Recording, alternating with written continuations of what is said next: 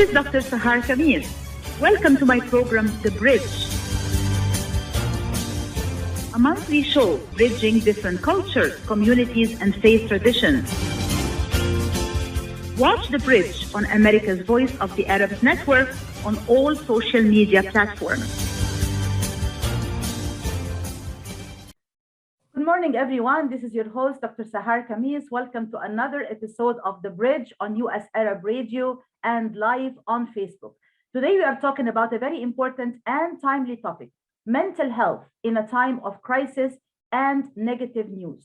There is no doubt that we have all been exposed to a lot of negative news recently, from mass shootings to the coronavirus pandemic and its aftermath or ongoing effects, to the Ukraine crisis and its economic implications, to economic inflation, and much more.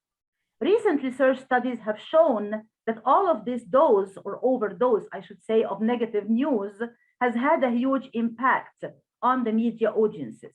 Some of them shut down completely and they stop watching the news altogether, while others simply prefer to go to the light entertainment content on certain social media platforms such as TikTok and Instagram, for example. So we're today discussing this important and timely topic with my guests, Dr. Ahmed Maher and Mr. Waqar Rizvi.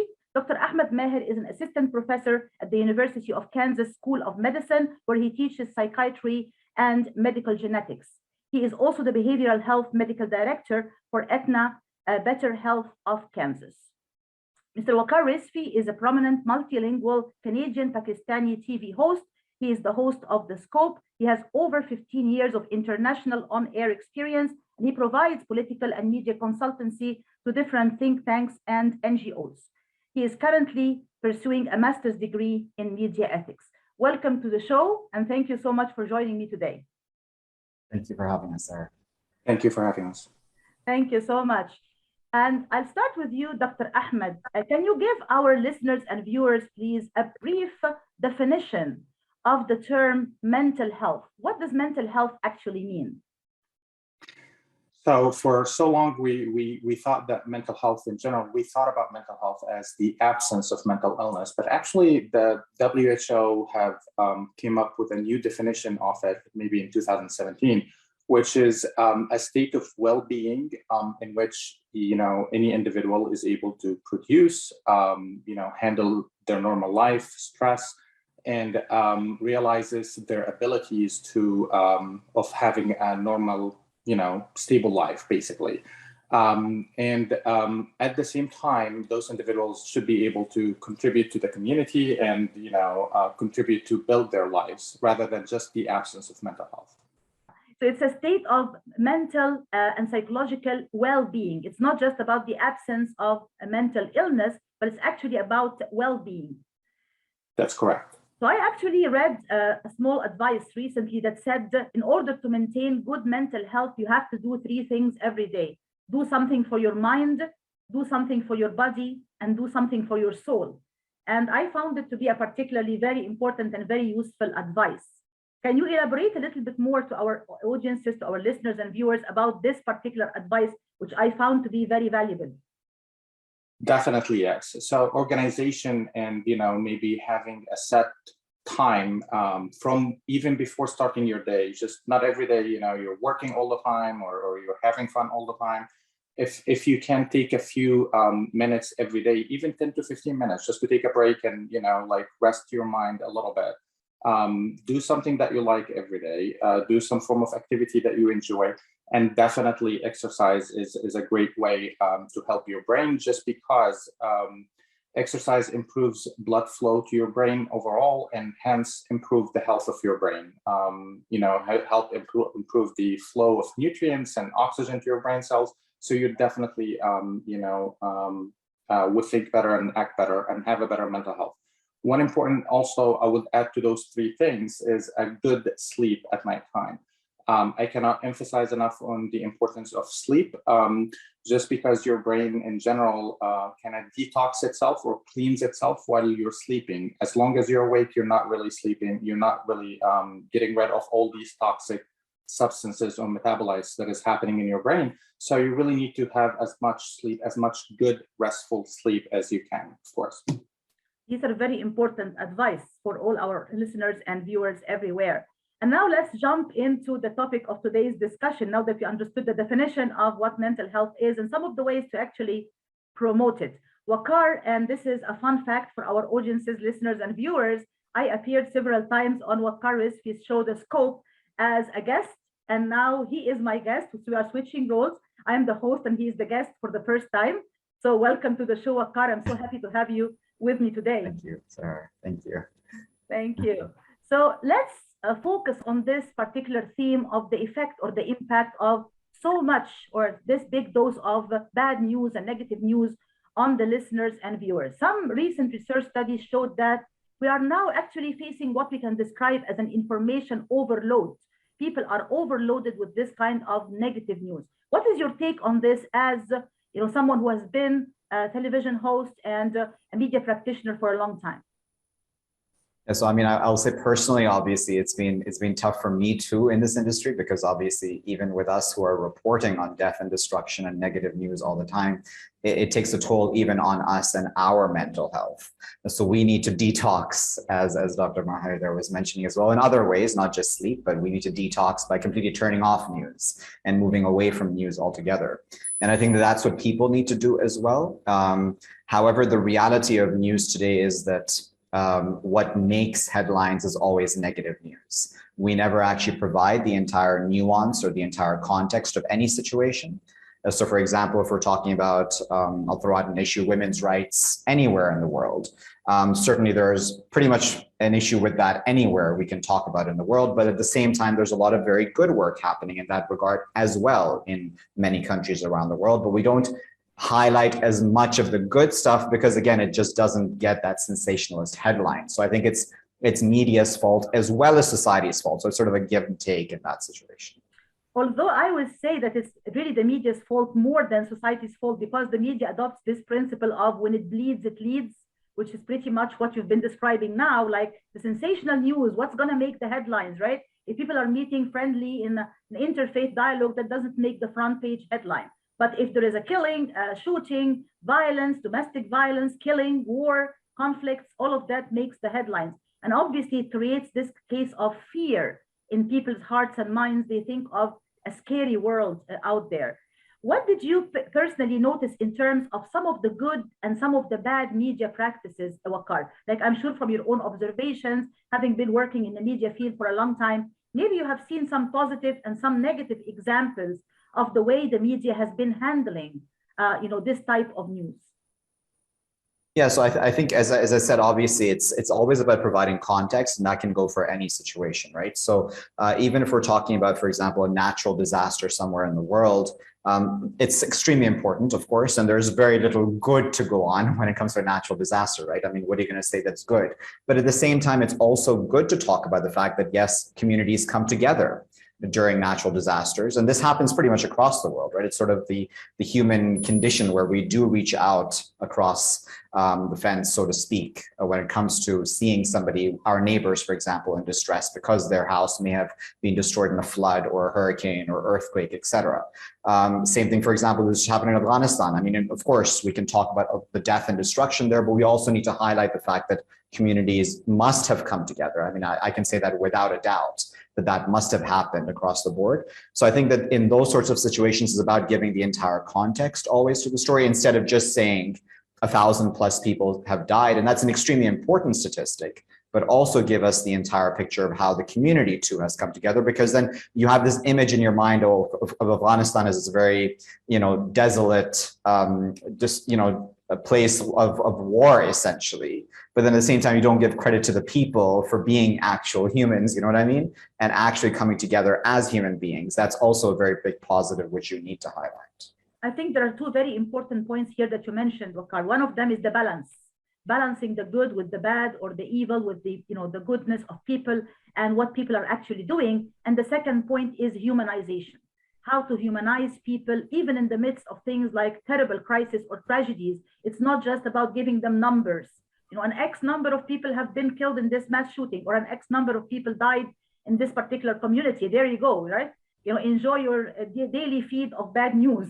It's really not helpful. But the humanization and the balance, I believe, are two very important points.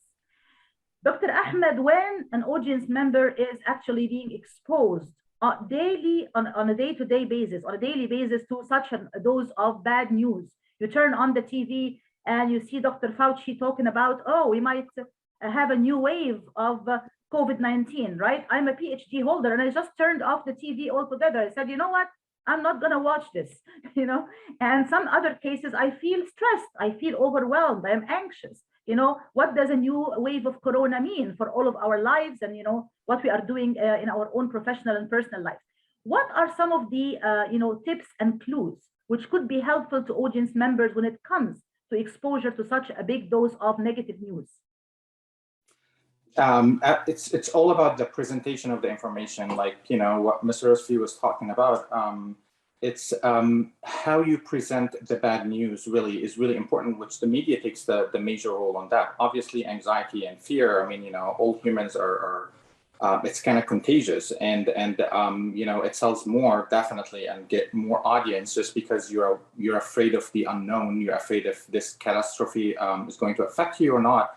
And you're worried about your safety and your, you know, future, your children's future. All of these things kind of hits you right there, you know, as soon as you hear some negative news overall. But the most important thing is, I mean, if we want to give some tips for the audience about these negative news, just get the headlines, don't get the details about it. Just be aware of it, stop obsessing over it and listening to it over and over again. Typically in any media, you know, outlets, they have a news cycle, which basically every hour they're repeating the same, you know, news over and over with very little update. Just limit yourself to 15, 20 minutes or, you know, of that hour just to get updated with it. And, you know, the more you listen to it, the more it will subconsciously affect you and will, you know, consume some of your, you know, feelings subconsciously, which basically will affect your ability to produce work, you know, ability with your relationships, and will provide a lot of anxiety.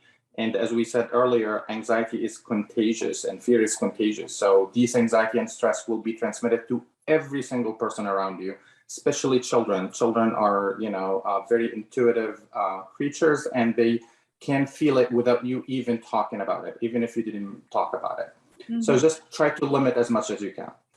I think a very important point here is the point about obsession, Dr. Ahmed. It's a very important point that we obsess over the news. We're like, oh my God, I'm going to watch it over and over again or read it over and over again. That definitely magnifies the anxiety. And that reaches the point of the information overload coming from the media, plus the saturation. The audience reaches a point of saturation where I am full of bad news right now, and I'm going to have this negative energy. People can obsess. Other people can shut down the media completely. Is there a middle ground somewhere that you can strike a certain balance between, you know, shutting down completely and between the point of saturation? And it requires a little bit of research, you know, in terms of which news outlet you're going to listen to, right? I mean, every news outlet, you know, seems to have a specific theme that they have, you know, in their presentation of the news. So try, as I mentioned before, try to limit your amount of time that you're being exposed to that. Try to get a balanced, you know, media outlet rather than just listening all the time to the same media outlet, just at least to get a different perspective of different things. And at the same time, try to take enough time for yourself and for your mental health well-being overall. Try to again, but this is different from one person to another person, obviously, about the way that they perceive these news. So try to get as much support as you can, either from family or friends or different, you know, people around you, or if you feel like it's affecting your ability to work or affecting your ability to sleep or your social relationship, you should seek professional help with that. Mm-hmm. So diversification of sources, getting the news and information from more than one source, trying to strike a balance, avoid obsession, and seek help and support. These are very useful tips indeed. Thank you so much. And Waqar, as parents, right, we have to be concerned about our children in the midst of all of that. And even when we're talking about, you know, young people or younger people, the adolescents, for example, many of them are switching away from the mainstream media completely. And a lot of research is showing that they're switching completely to light entertainment content on, social media platforms like TikTok, Instagram, and others. What are some of the useful tips and clues for parents in the midst of all of that? So, I think that completely switching off is obviously not a healthy solution either when it comes to the approach to news, right? Because what happens then is that if, God forbid, one of those adolescents or one of those people that has switched off completely from news is faced with a disaster of some sort, be it man-made and or natural, then that really affects them. And I think that sort of shock is probably a lot more negative than just, at least, I don't know if you can know how to deal with it completely if you watch the news, but at least you realize that that's the reality of the world around us, right? There are things that are going to happen which are out of our hands and out of our control, and we should be balanced enough humans to know that sort of thing can happen to anybody.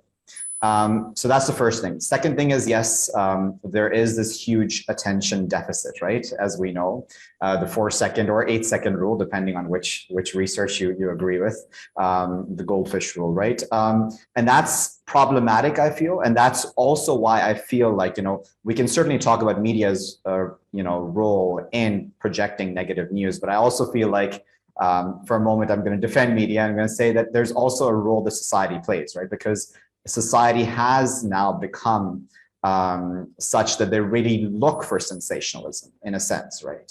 And so a lot of the youth find that in entertainment, because entertainment can be sensationalist in its own ways, right? So if we're talking about celebrities or whatever, that's sensationalist in its own fashion. And so media and news media specifically is having to sort of catch up with that. You know what I mean? And we're trying to have as many pop-ups and as many red lights going off to get your attention to say, hey, this is also important. Whether or not it's important or not, whether or not it's presented well or not is, of course, another argument that is certainly valid. But I think that those are also huge concerns in that regard. And I also know that you are pursuing a master's degree in media ethics. So from a media ethics perspective, what are some of the guidelines or the rules that the media should actually observe when it comes to covering news which has a big dose of negativity or a lot of bad news like we are witnessing today?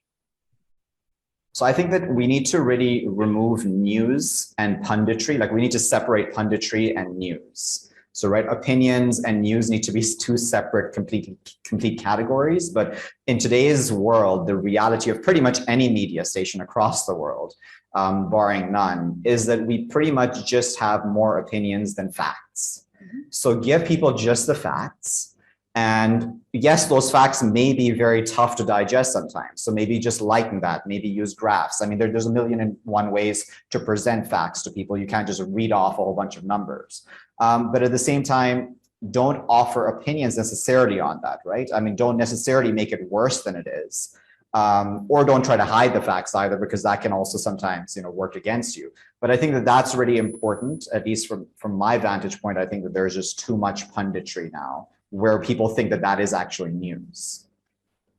Crossing the line between basically, news and opinion sometimes is very dangerous. And that's something indeed that the media should also watch for, besides, of course, avoiding sensationalism and trying to be balanced and try to present objective news as much as possible. I know there is no such thing as 100% complete objectivity, but at least we should try to be as neutral and balanced as possible. And Dr. Ahmed, I'll come to you with the same question about parenting, right? Since the impact is really huge, especially on children and young people, adolescents in particular, are the category or the segment that is impacted the most. What are some of your tips and clues and advice for parents in dealing with all of that?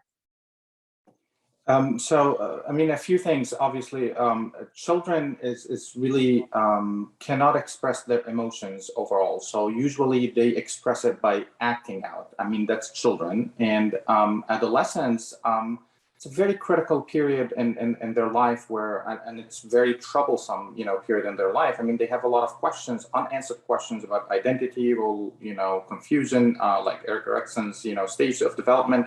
Who am I a good person? Am I a bad person? Am I a good child? Am I an adult? I mean, still, your brain is growing very fast in terms of social and affective or emotional maturity during that stage of time in adolescence. So they are already exposed with their own problems, including peer acceptance, for example. I mean, cultures and core identity.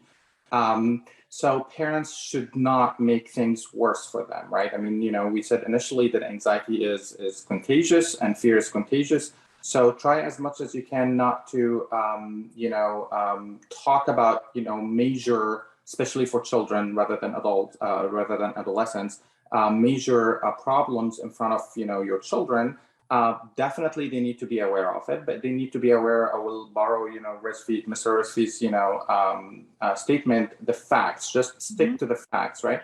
You can, for COVID-19, for example, I mean, you can improve and work on healthy hygiene, health hygienes in general, like washing your hands before eating or after playing, just making sure that you use your mask or in public or regardless of, whatever the situation is. However, at the same time, you just should not also communicate things that directly affect the children in terms of safety and stability. That's what the children need the most, right? I mean, they need to know that they are in a safe environment and they need assurance frequently. What the parents can do is just maybe, again, schedule 10, 15 minutes focus time with the children just to assure them and work on their, safety. Do some activity with the child or the adolescent, frequently on a daily basis. Even if they are spending more time on the screen, they can use commentary or they can describe, what's happening in the screen. You shape your children's perception of the world, really, and that's why it's really important to have them have a healthy perception. Anxiety affect their ability to create, to be creative, and affect their ability to make social relationships, and in the future will affect their ability to, full their greatest potential just by worrying about whatever is going to happen to them. So try to minimize that. I'm not saying isolating them completely from whatever is happening in the community, but at the same time, just sticking with the facts with no emotions associated with it. And the parents themselves should take the time for themselves also and spend it, taking care of their well-being, mental health well-being, because in order for them to take care of the children's mental health well-being, they have to make sure that they are, taking care of their own well-being too. So exactly, as we say, you cannot give from an empty cup, right? So you have to have a clean cup and a full cup in order to be able to give to others. Definitely. Thank you. So we're going to come back to this very important and interesting discussion right after this commercial break. Stay tuned, please. Huwaida Araf is running for Congress in the new 10th district, which includes cities where the Arab Chaldean presence is strong. A Christian Arab from Palestine, Huwaida is a civil rights attorney and a longtime champion of rights for all people, including Arabs and Chaldeans, here in the United States and around the world. Visit HuwaidaForCongress.com to get more information on her candidacy and why she needs your support in the upcoming August primary. Give your vote a voice and help elect a representative of and an advocate for our communities. Vote for Huwaida Araf on August 2nd or by absentee ballot. Live performances, concerts,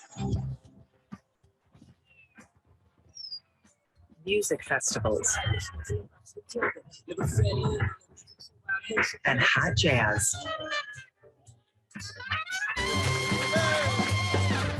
Moments like these are made possible by the COVID-19 vaccine. So let's work together to continue to be safe and protect each other. Keep those concerts going. Keep the togetherness going by keeping yourself protected and your COVID-19 vaccines up to date.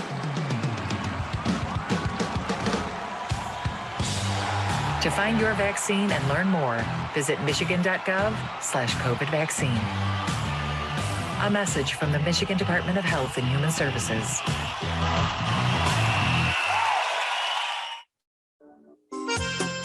Ziyad brand. Quality products from our family to yours. Ziyad Brothers Importing offers the finest quality products, including brands like Sultan, Kraft, Nestle, Hook, Rico Picon, Donna, and many more. Ask your retailer to carry these fine products because you deserve the very best.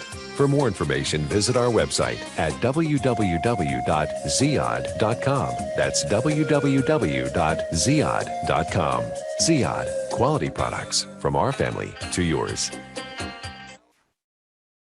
Are your hands feeling numb? Do you feel pain opening up a jar, turning a key? Are you noticing that your elbow and your shoulder are becoming stiff? Or were you recently injured in your arm? Hello, I'm Dr. Al-Majid Katranji, and at the Katranji Hand Center, which just recently opened down the street from the Somerset Mall, we can provide you with the latest in hand, wrist, elbow, and shoulder care. Visit us at www.katranjihandcenter.com to learn the latest techniques that we have to offer you, and I look forward to taking care of you. Visit us in Troy at 1565 West Big Beaver Road, Building F, or call Katranji Hand Center for an appointment at 248-869-4263. That's 248-869-4263. Enjoy the first Syrian-style cuisine in Michigan. At Damas Cuisine and Catering, you'll find a wide selection of Syrian foods and sweets in our menu, like frikeh, hoisin, grape leaves with steak, mashawi platter, hot mahashi, char-grilled kebab, shawarma, and much more. Get super fast delivery from Damas Cuisine and Catering right to your door. Order online at damascuisine.com/menu and track your order live. Damas Cuisine and Catering, 28841 Orchard Lake Road in Farmington Hills. Call 248-987-4985.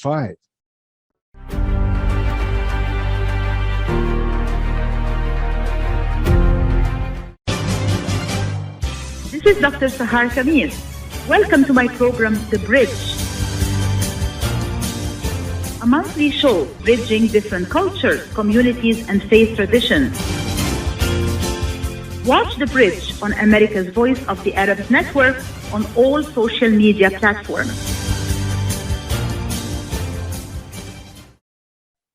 Welcome back to the show, everyone. This is your host, Dr. Sahar Khamis, and we're back again on this interesting and important discussion on The Bridge today with my guests, Dr. Ahmed Maher and Mr. Waqar Rizvi, and we're talking about mental health in a time of crisis and negative news. So before the commercial break, we were talking about parents' role in terms of trying to help the children, young ones, especially adolescents and young people, to navigate this difficult period of negative information overload, which is coming at them from the media. One point I wanted to particularly bring up in this regard is parental guidance and parental control. Like, you both gave us a lot of interesting tips in terms of how to help young people and how to help children to navigate this. But Dr. Ahmed, what about the role of parental control in terms of trying to actually watch or try to guide your own young people in terms of why and how they're watching certain content and not others? That's a big discussion and a big topic, obviously. And things are different in terms of children versus adolescents. So in children, you need to have the structure, right? Like a lot of children, there is a lot of numbers about how much screen time they're spending, on that. Unguided screen time, which is really important. As I mentioned before, children does not really know, or they can make theories about whatever they are seeing on the, on the screen. And that's why parental guidance is really important, by explaining what exactly they are watching on the screen and limiting maybe the screen time to a little bit, depending on the age and depending on the situation too. The other issue also, that the more screen time your children are seeing, the more likely they're dropping some different types of activities, including the sleep, for example, right? And we said before how sleep is really important for the adults in order for them to make, sound decisions and for their own mental health well-being. For children, it's really important for the growth of and the development of the brain too. So you really want to make sure that your children are getting enough sleep and their screen time is not affecting them. So parental guidance in terms of children, providing them with, description or explanation, or trying to help them understand what they're watching, limiting their screen time, and spending more scheduled or routine activities in the day that is away from the screen as much as they can. For adolescents, things is a little bit different, just because adolescents, developmentally, they are more defiant and they want to feel independent and they want to feel like they're able to make their own decisions. So you want to work with that. You want to work in terms of making them able to select and screen what is beneficial for them, gentle guiding, not necessarily strict guiding. Definitely making a structured, daily routine just to make sure that they're not spending all their life on the screen. I mean, about like 95% they say of adolescents, say they almost on the screen all day long, or maybe the number is a little bit less than that, but not much less than that. But in general, as I mentioned, just scheduled activity one-on-one, assurances and explanation or discussions, and helping them to make their own decisions. You cannot supervise your adolescent, boy or girl 24/7. I mean, it's ridiculous, really, just the idea. And you cannot limit their access to the media or social media, because social media is on the computer that they're using for their schools, on their phones, smartphones or smart devices, whether it's a tablet or even in gaming, tools like, Nintendo or whatever it is, that they're using for games. So they will continue to have that social interaction. So instead of just limiting or putting strict rules for it, try to guide them toward what is helpful and what is not helpful. Try to add an additional layer of working on their core values before they get tested in the world. And at the same time, try to shield them from negative impact, like comorbid anxiety or significant fears that will impair their ability to, to work. Very good. Thank you so much. And Waqar, if I come to you with the question also about parental control in particular, you know that some parents are so worried about the exposure of young people, especially children, adolescents, not just to, negative news, but even to things like violence, obscenity, pornography. There's even some groups that try to do like, child trafficking or, preying on children for sexual purposes. It's a very dangerous world out there. And as Dr. Ahmed mentioned, there is a huge number of hours that these young people are spending on the screen and consuming all sorts of content. What is your take, especially on the part regarding the parental control, not just guidance, but also even control in some cases? Obviously, Dr. Maher is the expert on this, but I will say that even for myself growing up, for example, there was major control over what I could and could not do on media, right? Social media, TV even, et cetera. And I think that worked well for me. And I'm not saying that everyone needs to do exactly what my parents did, but I'm saying that when I see others around me as well, trying to control their children and trying to be strict, which is, I know, a very loose term, which we can define in many ways, negative and positive. I feel like there needs to just be a balanced approach to that. Because again, children will hear things in school too. And if they're not then understanding what that then means from their parents, from a safe environment or from people who they can trust, and they're just hearing information from school, then that's obviously also dangerous, right? Where you don't want them to then have information which is incorrect or incorrectly presented as well. That's also, I would imagine, a huge concern. So there needs to be a balance there where even a young child may very well hear of some very major negative event around you in your city or in your country. And it cannot just be glossed over completely and ignored. You need to somehow come to that child's level and explain to that child what has happened. An adolescent, yes, as Dr. Maher said, would probably be very different in how you approach a young boy or girl, and they probably will need to be, not taught, but sort of guided in how to understand information that they are receiving, right? Because again, even as adults, I think that we still have a major issue with media literacy. We're not actually as literate when it comes to the media as we may think.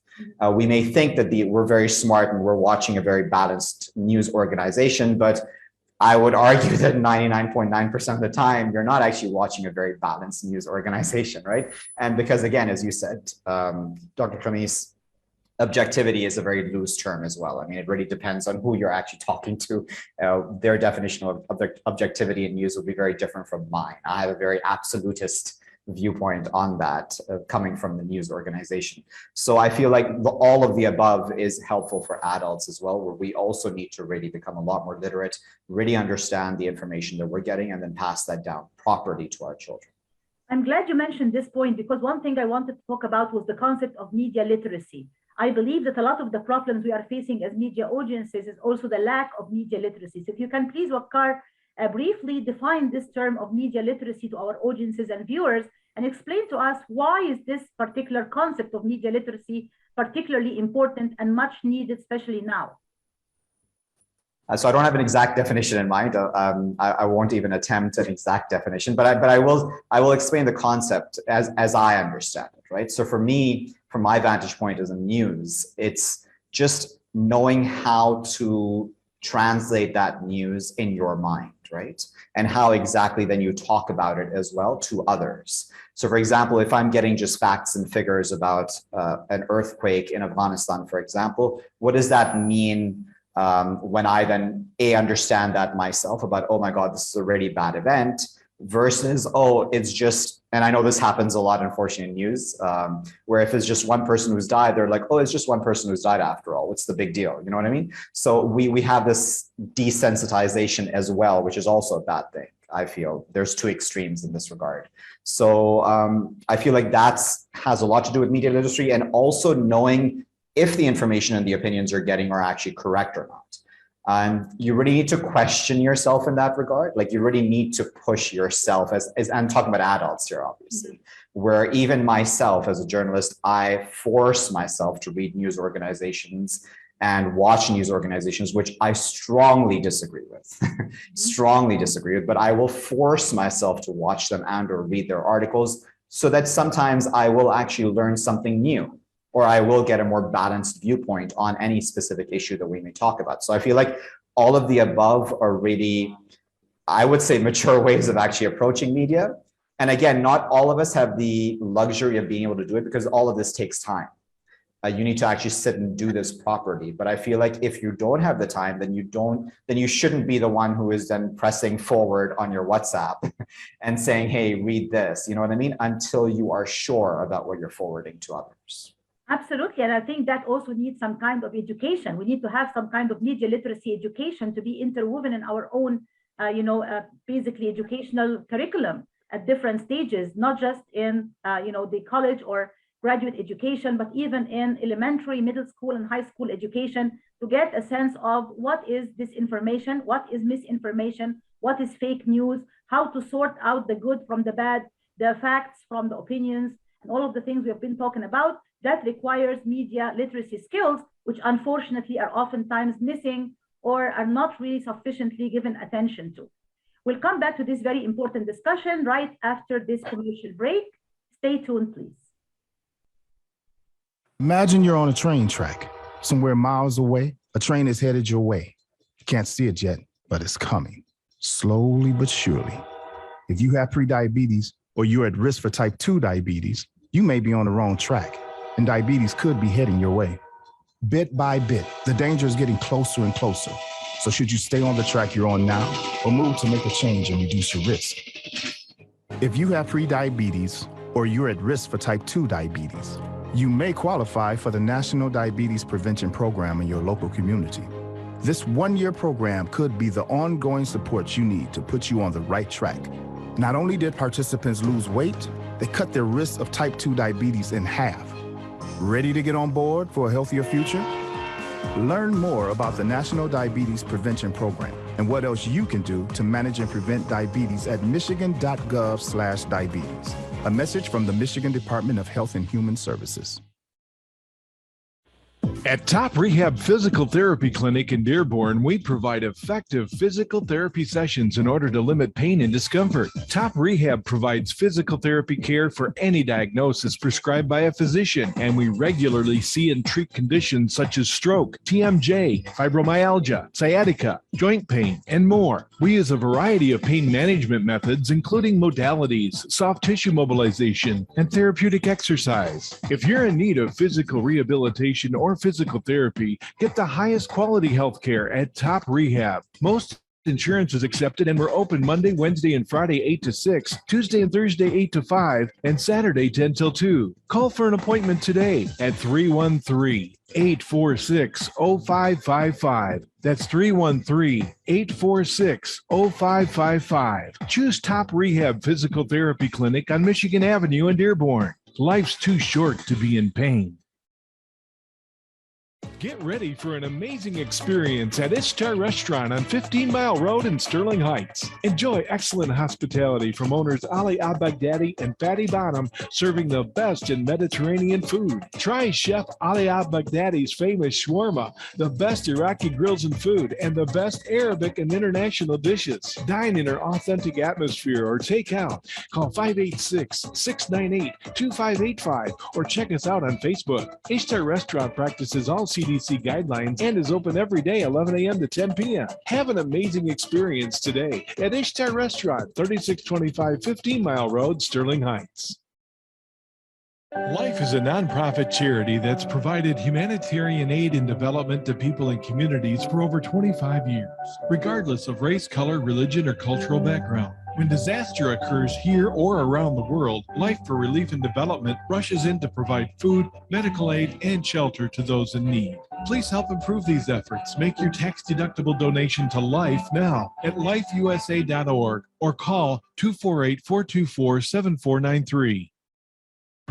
When it comes to reproductive medicine, IVF Michigan Fertility Centers are the recognized leaders. With locations in Bloomfield Hills and 5 other cities in Michigan and Ohio, IVF has experts in all aspects of the field. As a founding member of IVF Michigan Fertility Centers, Dr. Nicholas Shama is one of the leading reproductive endocrinologists in Michigan and Ohio. Dr. Shama has performed over 10,000 IVF cases and has helped thousands of couples fulfill their dreams of parenthood. American board certified in both obstetrics and gynecology and reproductive endocrinology and infertility, Dr. Nicholas Shama is a very caring, compassionate, expert physician that understands not only the medical but also the emotional toil of infertility on his patients. When it's time, get personalized care from Dr. Nicholas Shama at IVF Michigan Fertility Centers in Michigan and Ohio. Call toll-free 855-952-9600, 855-952-9600.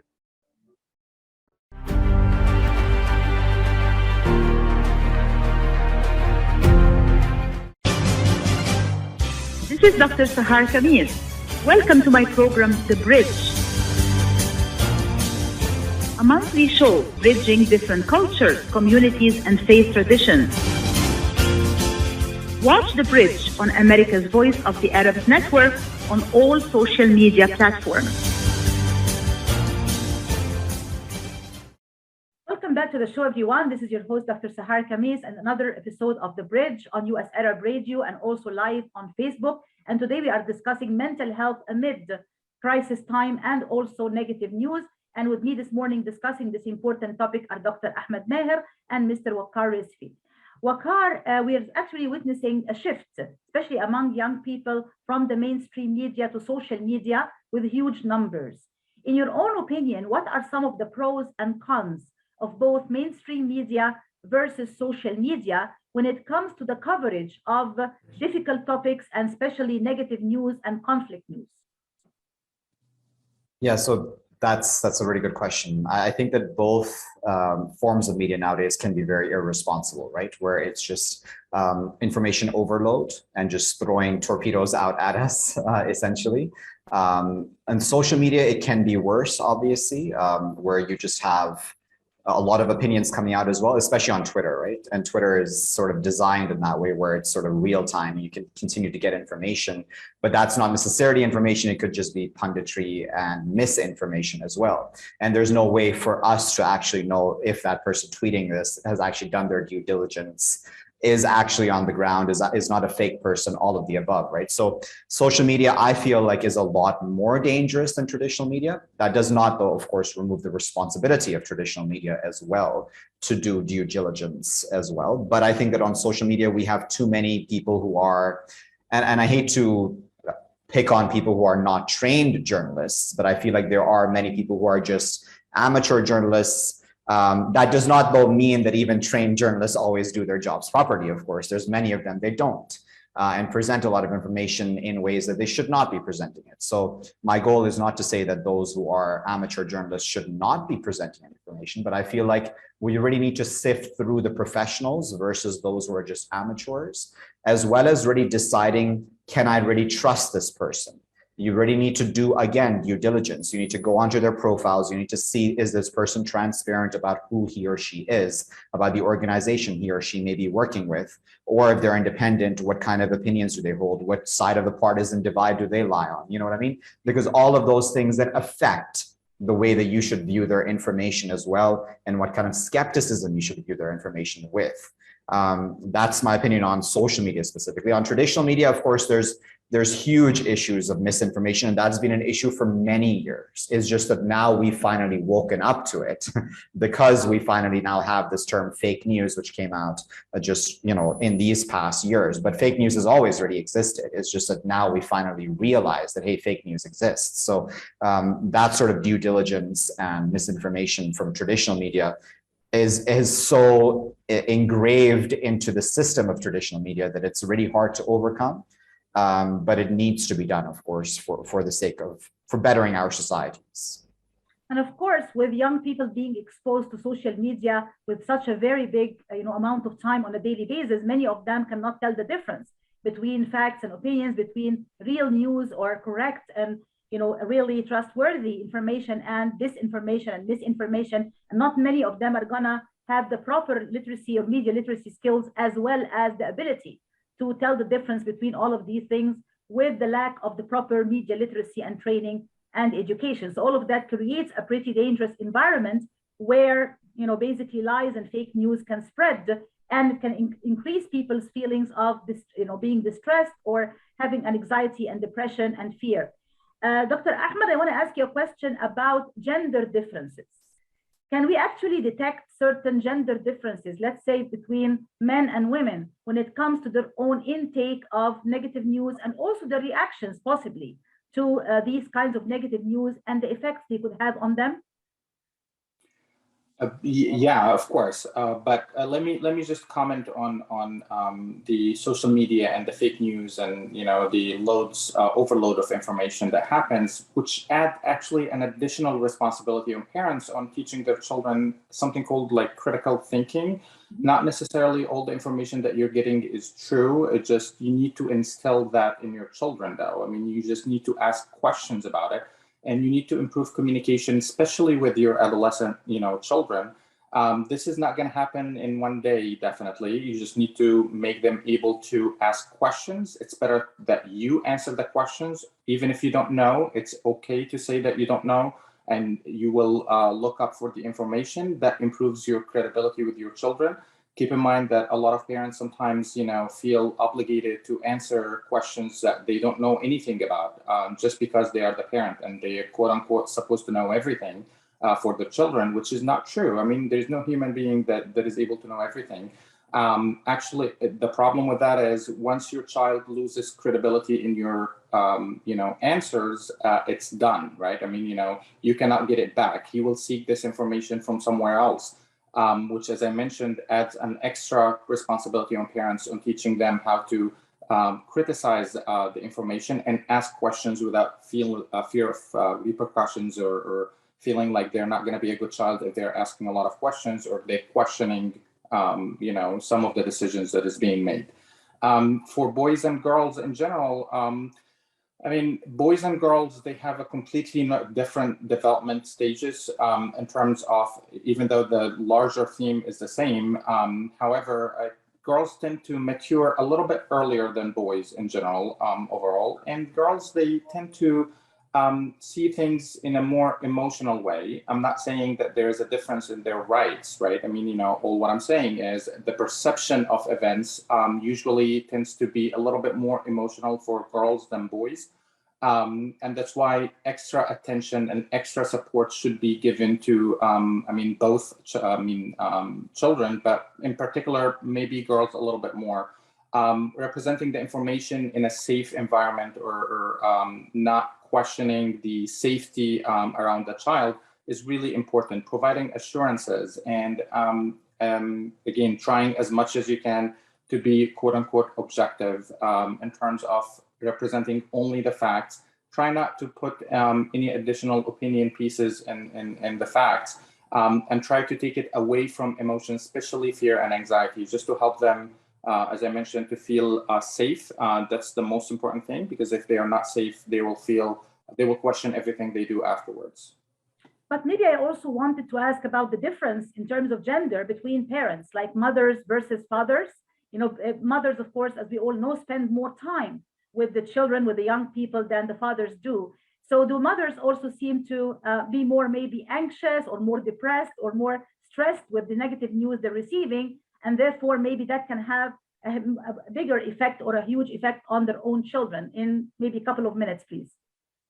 Yeah, traditionally, mothers have been, the one more responsible to spend more time with the children. But right now, I mean, mothers themselves are under a lot of stress in terms of, single, parent mothers that raise the children by themselves.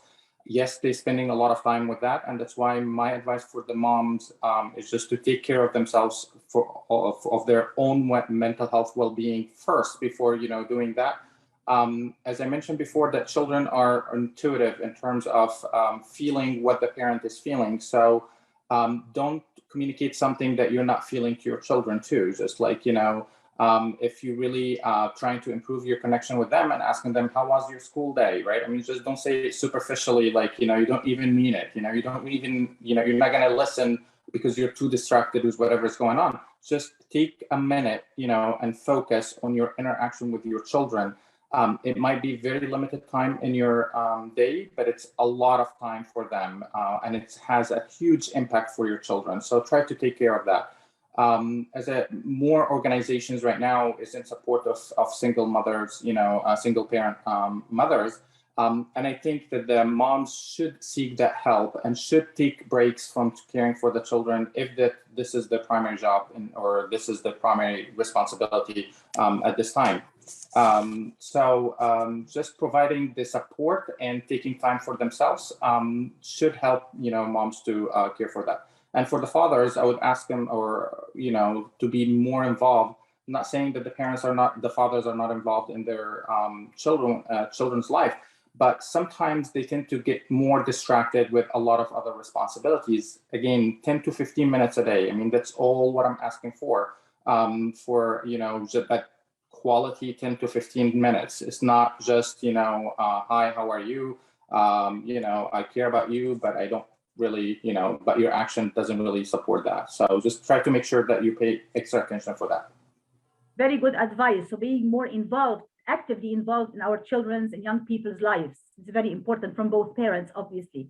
And Waqar, you get the last question here. So in just 2 minutes or less, I just want to take your own opinion on graphic images. We talked a lot about content today, disinformation, misinformation, the content, but also the audiovisual part is very important. Things like graphic images, when people see, people being brutally killed on the streets, they're bleeding, all of these types of graphic images. How do you see the media handling them and their impacts on audiences, and how can we possibly improve that in 2 minutes or less, please? Sure. So obviously, as you well know, Sahar, there are laws about this, or at least unsaid laws within media that we should all be following, but unfortunately we all do not, especially on social media when it comes to the release of graphic images, especially if it's about death and destruction, be it in a natural disaster or man-made death and destruction. And those are meant to be blurred out. They're meant to be, they're meant to be warnings before those images are released so that people are well aware of that. However, that does not happen many, many times, right? And even many news channels around the world do not properly label graphic images. So that's the first step. We just need to respect the unsaid laws and the laws that exist within media right now. And secondly, then of course, yes, we need to also just be careful about whether or not the images we're even releasing are correct. There's so many times media organizations have been found to be releasing images which are not from those events that they had claimed to be. So that also then adds an extra layer of stress, right? Where you're sort of exaggerating something that wasn't as bad. It was bad, but it wasn't as bad as you're showing it. And that creates this extra layer of stress in the audience's mind. So that's the quickest that I can talk about that. Right, so absolutely, like we need to go back again to the concept of media literacy, media education, following certain ethical rules and guidelines that we have to follow and to abide by. So it seems like from your answers, both of you today, that it really takes a village. There has to be media literacy in schools. There has to be parental guidance at home. There has to be social responsibility on the part of the media. media literacy and education, and audience awareness, and their own exercise of their own sense of responsibility as audience members as well. There is no easy solution to this particular problem. We really have to work on it together from all of these different aspects collectively.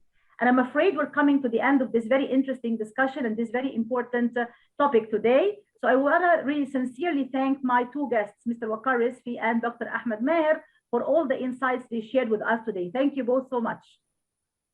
Thank you for having me. Yeah. Thank you. And thanks to all our listeners and viewers everywhere.